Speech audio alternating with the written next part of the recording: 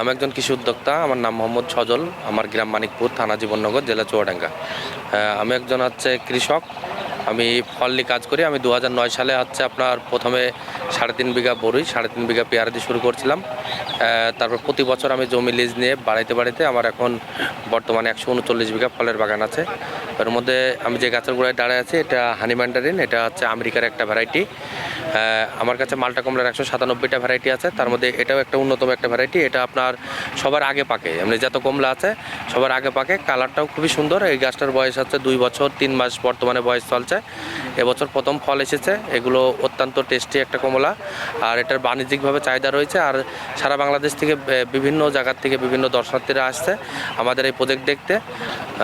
আপনার কমলা মালটা টোটালে আপনার প্রতি বছরে আপনার এটা বয়সের ওপরে ডিপেন্ড করে, বড় ছোট সাইজের ওপরে, গাছের ওপরে ডিপেন্ড করে আপনার ফলন কেমন হবে। তা যেগুলো আপনার পরিপূর্ণ বয়স হয়ে গেলে, আপনার যদি 4 বছর বয়স হয়, 4 বছরে দেখা যাচ্ছে যে একটা কমলা বাগানে খরচ হবে আপনার ওখানে 1 লক্ষ টাকা মতন খরচ হবে। সেখানে দেখা যাচ্ছে আপনার কমলা মালটা বিক্রি করা যায় ওরকম 4 লক্ষ টাকার মতন বিক্রি করা যায়। এখানে 3 লক্ষ টাকা মতন লাভ থাকে। আমাদের টোটাল 139 বিঘা ফলের প্রজেক্ট।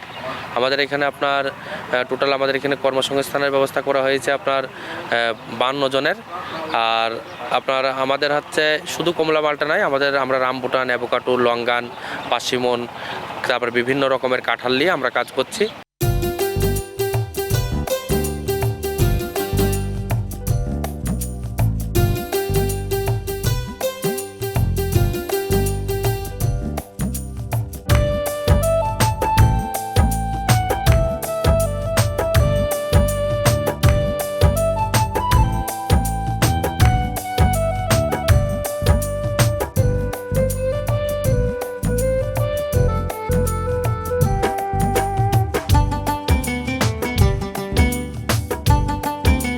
এটা এই সজল ভাইয়ের এই বাগানগুলোই অনেক বড় আর কি। আর এনার অনেক নাম শোনা যায়। 27টা বাগান আছে, আর মোটামুটি সব ধরনের ফলই আছে আশা করা যায়। আপনার কাছে কেমন লাগছে এখানে এসে? অনেক ভালো। এতো খাওয়ার চেয়েও দেখাই অনেক ভালো লাগছে আর কি। এখানে আমি ঘুরতেও আসছি, বাগান করা ভবিষ্যৎ পরিকল্পনা আছে এবং ফল নিতে আসছি। এর আগেও আসছিলাম, সেই সময় বিক্রির ওনাদের অনুমতি ছিল না। ওনারা বললো জানুয়ারির পর থেকে বিক্রি করবে আর কি। পার্থক্য এটা মিষ্টি বেশি, আর বিদেশিটা আপনার টকের উপরে মিষ্টি, আর এটা টোটালটাই মিষ্টি। বেশ ভালো, অনেক ভালো। বাজারের সাথে এটার দামের পার্থক্য কেমন? কিছুটা তো কম্পেয়ার থাকবেই। তুলনামূলকভাবে একটু দাম বেশি। ওই মালটার চেয়ে মোটামুটি সেম প্রাইস করলে পারে তুলনামূলকভাবে এটা একটু বেশি হয়। তারপরে অনেক ভালো, অনেক ভালো। আপনি বাজার থেকে এটাকে আপনি প্রায়োরিটি দিচ্ছেন? অবশ্যই এটা, কারণ এটা তো ফরমালিন মুক্ত। এই বাগানটা মূলত আমাদের সজল খুব ট্যালেন্ট ছেলে, অভিজ্ঞ। হ্যাঁ, এই যে এত সুন্দর করেছে, সারা বিশ্ব থেকে, সারা দেশ থেকে লোকজন এসে সজলের বাগানের খুব প্রশংসা নিয়েছিল। এর উদ্যোগ নিয়েছে। এর 100 বিঘে বাগান আছে, এই ধরনের বাগান। হ্যাঁ, আমার যে কি অনুভূতি, আমি তো আজকে আমার ছেলে নাতিপুতিদের সব সঙ্গে করে নিয়ে আসিছি। গত পরশুদিন আমরা আমাদের এমপি মহোদয়ের বাড়ির থেকে আসার পথে এখানে আসলাম। সজল আমাদের ডাকলো যে আন্টি আসেন। দেখে তো আমি বলতে পারছি না যে বাংলার মাটিতে যে এত সুন্দর ফসল হয় আর এত সুস্বাদু মিষ্টি। আমাদের তো থালা ভরি কেটে দিল, আমরা পেট ভরিয়ে খেলাম, শুনলাম। আরও ব্যাগ বোঝাই কেটে দিল, বাসায় নিয়ে গেলাম। হ্যাঁ, আবার এখন শুক্রবার নাতিপুতি সব দাদি কখন যাবি, আমাকে নিয়ে চল, আমরা দেখবো। না দেখে বোঝানো যাবে না। আসার পরে মনে হয়েছে আমি হয়তো দেশের বাইরে আছি, কারণ দেশের বাইরে অনেক সময় দেখেছি গাছ থেকে ফল পড়ে থাকে। এখানে এসে দেখি সেম জিনিসটা, গাছ থেকে ফল পড়ে আছে। মনে হচ্ছে খাওয়ার মতো লোক নাই।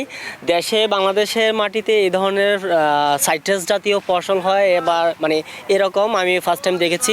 সত্যি খুবই ভালো লাগছে, এবং এটা একটা অ্যাগ্রো ট্যুরিজম হওয়ার মতো একটা জায়গা। তো আমি নিজেও একটা ব্যক্তিগতভাবে একটা কৃষি উদ্যোক্তা হওয়ার চেষ্টা করছি, তাই মূলত এই স্পটে আসা, দেখা সত্যি ভালো লেগেছে। এবং এখানে যে উদ্যোক্তা আছে সজল ভাই, ওনার মোবাইল নাম্বার নিয়েছি। হয়তো ভবিষ্যতে যদি অ্যাগ্রো ট্যুরিজম কোনো চিন্তাভাবনা করি, তাহলে ওনার সাথে যোগাযোগ করবো। ধন্যবাদ।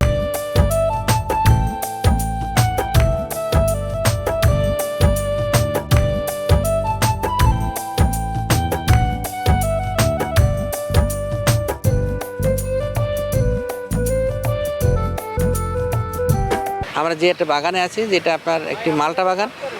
জীবননগর উপজেলাতে এই বিভিন্ন জাতের এখানে মালটা চাষ হচ্ছে এবং এই আমরা জানি যে আপনার নভেম্বর এবং ডিসেম্বরের দিকে আপনার ম্যাক্সিমাম আপনার সাইট্রাস ফ্রুটই আমাদের হলুদ কালার ধারণ করে এবং এরা বিভিন্ন নামে বিভিন্ন দেশ থেকে এরা নিয়ে আসতেছে, বিভিন্ন নাম দিচ্ছে। হলুদ মালটা আমার এখানে জীবননগর পাওয়া যাচ্ছে। তো আমরা আশা করি হয়তো আর কয়েক বছরের মধ্যেই আমরা এই মালটাতে স্বয়ংসম্পন্ন হয়ে যাব। তখন আমাদের হয়তো মালটা আমদানি করতে হবে না, আমাদের দেশি উৎপাদিত মালটাই আমাদের হয়তো বাজারে আমরা অ্যাভেলেবেল পাবো তখন। যশোর অঞ্চলে টেকসই কৃষি সম্প্রসারণ প্রকল্পের আওতায় আমাদের বিভিন্ন নতুন শিক্ষিত তরুণ কৃষি উদ্যোক্তাদের প্রশিক্ষণের মাধ্যমে নতুন নতুন ফসলের বিষয়ে তাদেরকে সচেতন করা হচ্ছে এবং তাদের মধ্যে আগ্রহ সৃষ্টির ফলে এরকম নতুন নতুন বাগান আমরা দেখতে পাচ্ছি। কিন্তু এটার সঠিক মূল্য সংযোজনের অভাবে ও আমাদের সংগ্রহোত্তর ক্ষতি বা কর্ষণোত্তর ক্ষতি যেটা থাকে সেটার মাত্রা অনেক বেড়ে যাচ্ছে।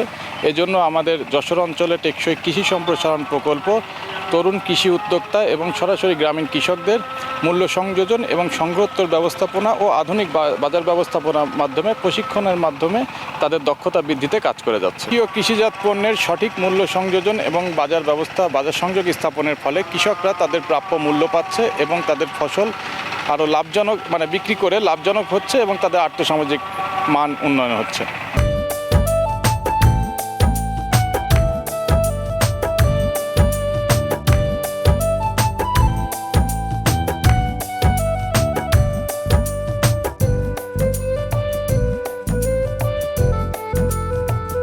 আমরা প্রকল্প মেয়াদে প্রায় 2000 কৃষক কিষানীকে উদ্যোক্তা হিসেবে রূপান্তরের লক্ষ্যে কাজ করছি।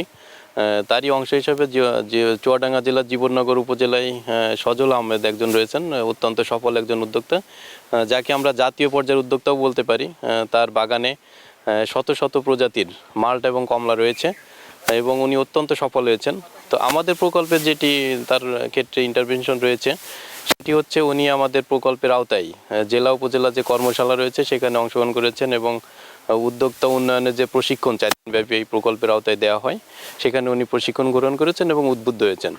একই সাথে উনি যখন সফল হয়েছেন তার দেখা দেখি অন্যান্য কৃষক কিষানীরা তার বাগানে আসছেন, কমলা এবং মাল্টা বাগান দেখছেন, দেখে তারা উদ্বুদ্ধ হচ্ছেন এবং আমাদের প্রকল্পের আওতায় উপজেলা পর্যায়ে প্রশিক্ষণ নিয়ে নতুন নতুন বাগান সৃজন করছেন। এভাবে আমরা উদ্যোক্তা উন্নয়নে অবদান রাখছি।